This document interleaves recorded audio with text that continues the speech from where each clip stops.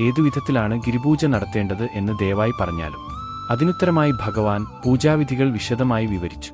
ഗോവർദ്ധന താഴ്വര ചാണകം മെഴുകി ശുദ്ധമാക്കിയ ശേഷം പൂജയ്ക്കാവശ്യമായ ദ്രവ്യങ്ങൾ എല്ലാം ഭക്തിയോടെ ഒരുക്കിവെക്കുക. സഹസ്രശീർഷമന്ത്രം ജപിച്ചുകൊണ്ട് ഗംഗാജലവും യമുനാജലവും സമർപ്പിക്കണം. ശേഷം പാൽ, പഞ്ചാമൃതം എന്നിവ കൊണ്ട് അഭിഷേകം നടത്തി കൃഷ്ണജലം കൊണ്ട് ഗോവർദ്ധനത്തെ സ്നാനം ചെയ്യിക്കണം. തുടർന്ന് വസ്ത്രം, മാല, പുഷ്പം തുടങ്ങിയവ സമർപ്പിച്ച് അനേകം ദീപങ്ങൾ തെളിയിക്കണം. ഇവയെല്ലാം കഴിഞ്ഞ് ഗോവർദ്ധനത്തെ ഭക്തിപൂർവ്വം തൊഴുത് പ്രദക്ഷിണം വെച്ച് നമസ്കരിച്ചു ഈ മന്ത്രം ചൊല്ലണം. നമോ വൃന്ദാവനാംഗായ തുഭ്യം ഗോലോകമൗലിനെ പൂർണ്ണബ്രഹ്മാദപത്രായ നമോ ഗോവർദ്ധനായ. ശേഷം പുഷ്പാഞ്ജലിയും നിരാഞ്ജനവും സമർപ്പിക്കണം.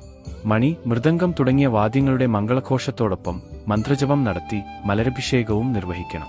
തുളസീതളം ചേർത്ത ഗംഗാജലവും യമുനാജലവും നിറച്ച 64 കലശങ്ങൾ 5 വിഭാഗങ്ങളായി ഒരുക്കിവെക്കണം. 56 വിഭവങ്ങളുള്ള മഹാഭോജനം സമർപ്പിച്ച് ബ്രാഹ്മണരെയും പശുക്കളെയും